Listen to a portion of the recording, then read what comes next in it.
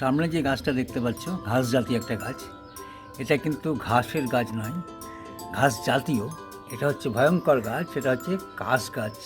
এই কাশ গাছটা হয়েছিল আমার জলের ট্যাঙ্কের নিচে।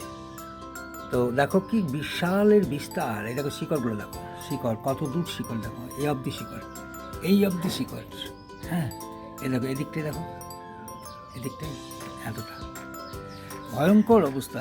আমি আজকে জলটার পাম্প না চালিয়ে আমি আজকে দেখলাম যে এটাকে তুলবো, কি ব্যাপার এটা, বাপরে! তুলতে গিয়ে দেখছি যে শিকড়ের কি অবস্থা দেখছো বন্ধুরা, দেখো শিকড় দেখো কাশ গাছের, কীভাবে ও শিকড়টাকে বিস্তার করেছিল আর কি।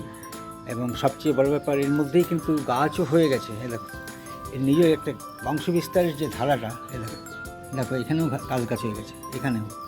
এটা হচ্ছে মূল গাছ। বেশ, ঠিক আছে বন্ধুরা।